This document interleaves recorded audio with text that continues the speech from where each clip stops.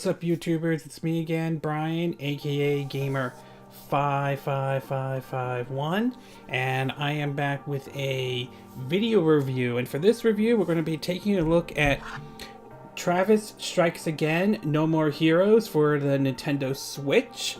And if you are interested in any gameplay footage, I will have a link in the description. And in case if you see the heading on the gameplay footage, I actually, when I was spelling the title, I actually put a W instead of the S, or I think it was, or near the E. Either way, that's kind of a typo. That's on my part though. So, but anyway, let's get on with the review and all.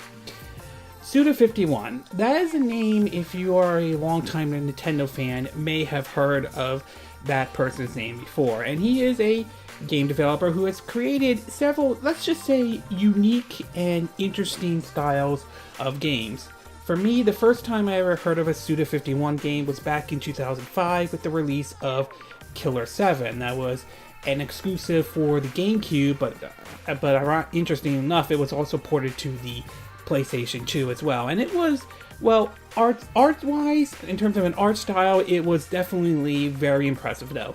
Gameplay-wise was kind of interesting in a way, as the game sort of, you move your character in a third-person view. However, in order to move your character, you have to hold down, I think, one of the buttons and your character will move and all. It was awkward and strange, but also had its charm, and it was also a very enjoyable game though, even though it was sort of, even though the controls seemed a little bit odd to some people. And of course, Suda51 did several other games as well, ranging from Shadows of a Dam, which I would love to see a remake of that and a sequel if that ever happens. Killer is Dead. He recently released a game, I think, on the PS4 as a free-to-play called Let It Die.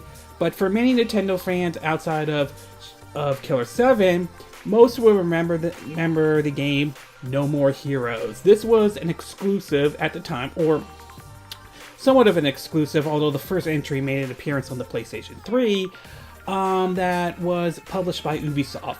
It was an interesting title as you play as the assassin Travis Touchdown, getting yourself ranked, try to get yourself to the top of the United Assassination Association list.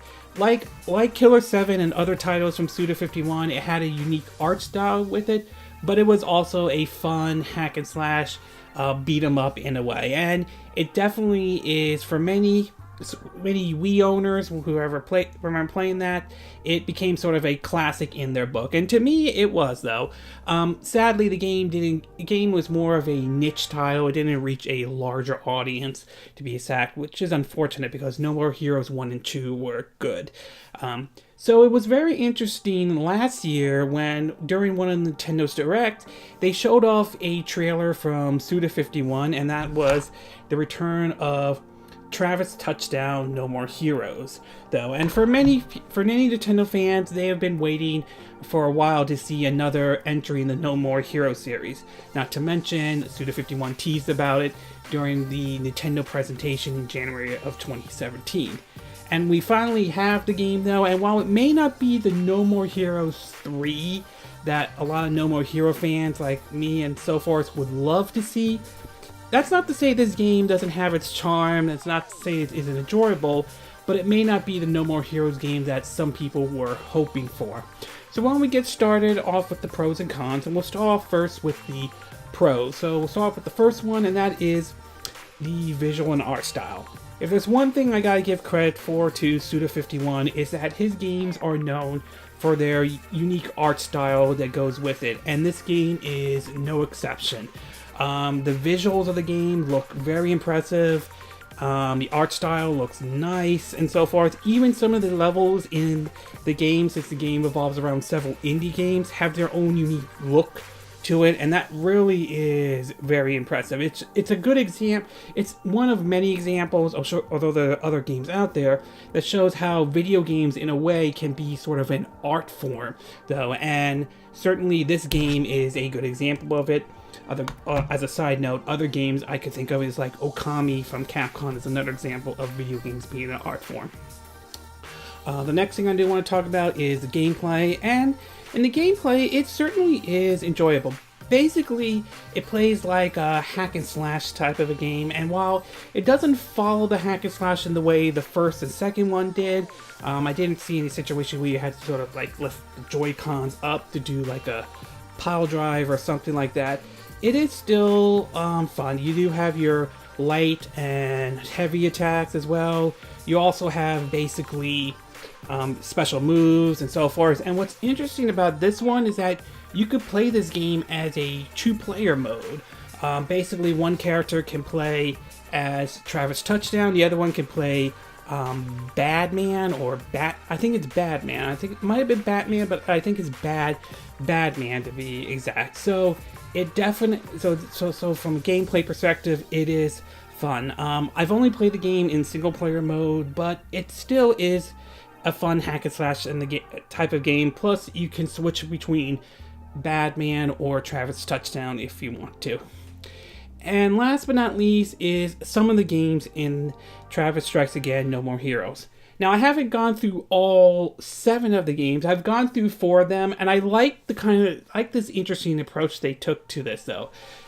Each of the games are kind of unique in a certain way. The other one, the one I completed in one of my gameplay footage, the Golden Dragon, had sort of a bit, looked like kind of a Tron-like approach, while the other ones, for example, I've seen look like basically like supposedly a top-down view, similar to the other indie game, although I should try this out, like Hotline Miami and so forth, since this game is designed sort of like a homage to a lot of indie games, to be exact. So some of the games they have in Travis Strikes Again are unique and very interesting, and also fun as well.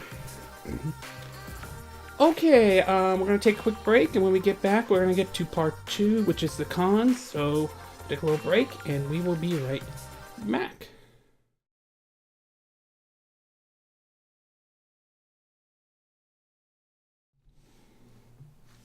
Okay, and we are back with part 2 of our my video review of Travis Strikes Again, No More Heroes for the Nintendo Switch. And, I had a little bit of a brain fart right there. And now that I gave you the pros, why don't we get started with the cons? And just like with the pros, I had 3. The cons, I also have 3 as well. So we'll start off with the first one. Excuse me.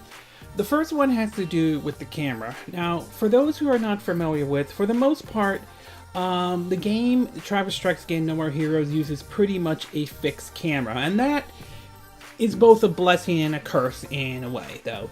It's a blessing in terms of that the camera doesn't become an issue. You don't have to like fool around and try to adjust it or anything like that. But like any game that uses a fixed camera, where it's games like, say, Diablo 3, or say games like, the old God of War games or anything like that, it can be a problem, especially if the camera is at an angle you don't want it to be in. And of course, there's also times when it's at that angle where you're trying to see where the enemies are, and you may not be able to see them, and they'll hit you, and you wish like the camera, the camera was a bit wider and all.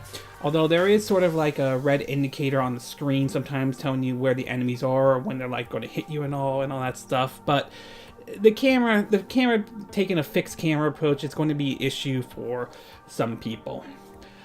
The next thing I do want to talk about is the game being sort of repetitive. Now, this being a hack and slash type of a game, though, it is fun, but at the same time, it can be repetitive, much like any of, like, say, the Warrior games are in general, particularly my favorite ones like Hyrule Warriors and Fire Emblem Warriors, though. And so that's going to depend on some people's preference and taste. If you're not big on, hack and slash or the repetitiveness of that, though, and you're probably not going to like No More Heroes, because or the Travis Strikes Again, because that's what the kind of gameplay it is, though.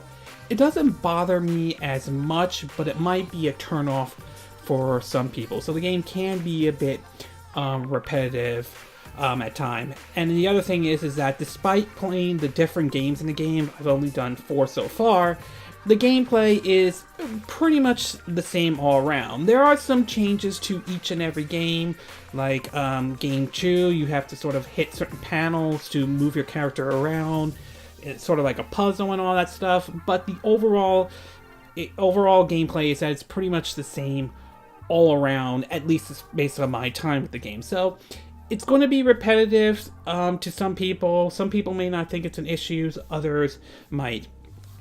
And last but not least, this is probably the biggest negative I have for Travis Strikes Again No More Hero, is recharging your weapon. Now, anybody who has played the original No More Heroes, whether it's 1 or 2, knows that every time you use your beam katana, Travis has to, recharge it, though, and that involves shaking your Wii remote in a, well, interesting way, to be exact, though. This one, it just seems a bit awkward, because what you do is you take your, when you're playing this game with either the Joy-Con or the Pro controller, or I haven't played with a single Joy-Con, so I don't know how it would work like that. But what you do is that you hold this button down right here, and then you flick this up and down and all that stuff. This can feel a bit awkward, and sometimes it works right, but there are times when you might be flicking the right analog stick not up and down, and it doesn't work at all. So it just feels awkward, and I really felt like they should have basically assign maybe a button or something like that. Push like one of the buttons to basically recharge your beam katana. Same thing with Batman. For some reason, his bat, despite him using a bat compared to Travis Touchdown using a beam katana, every time you hit an enemy, it uses up energy, and you have to sort of recharge it as well. So the whole recharging your weapon in this game is just really awkward and weird, and it takes some getting used to it and somewhat of a learning curve, and I think that's a bit unfortunate, and that to me is kind of like the big con I have for Travis Strikes Again No More Heroes. Overall, Travis Strikes Again No More Heroes is a fun game, though.